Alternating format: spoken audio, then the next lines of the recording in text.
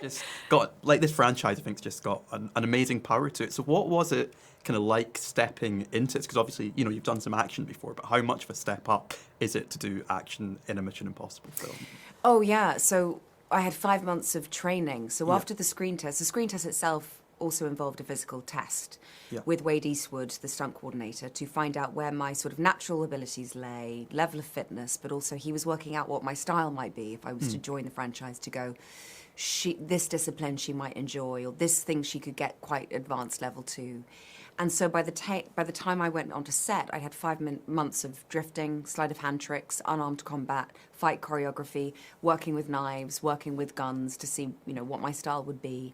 And so much of the character was about her physical behavior and her gestures.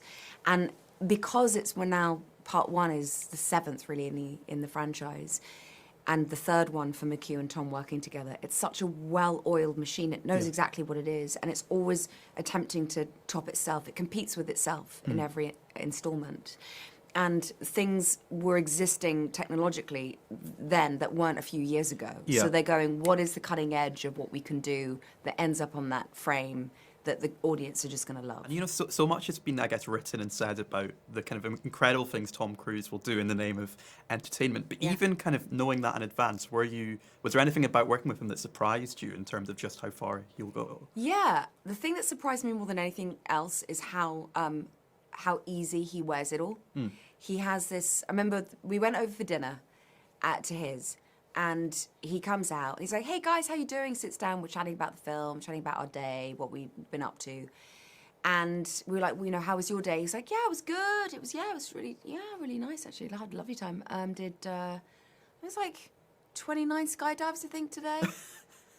And the ease of which he said that. And also I'm sat there going, you look like a man that's had a lovely day at the beach. Yeah. You are so relaxed and comfortable in your own skin, and you've just done that. And I think it's because he's so disciplined in what he knows that he has to do in order to be able to accomplish these stunts. And that has also that real understanding of how to relax and be fearless in it.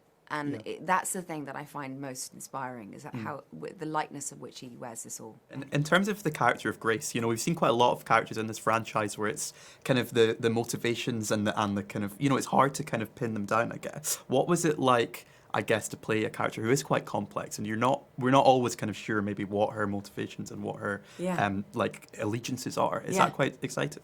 One of the reasons why we don't really know who she is because we didn't know who she is as we were making it. Okay. So they didn't have a character or a script for me or any actor to fit into. They were looking, first of all, for the actor they wanted to work with who liked the idea, at least, of what the process would be like, and that we would, the three of us, create the character together in real time as we went along.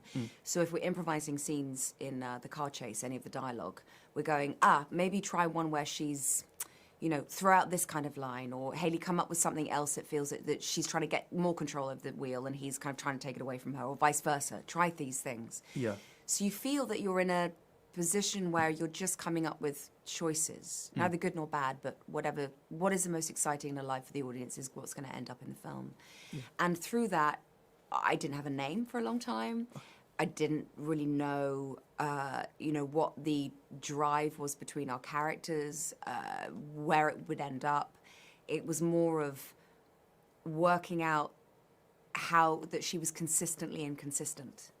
And I was throwing out so many different options. I'm sure there's on the cutting room floor, there's like various different incantations of grace. Yeah.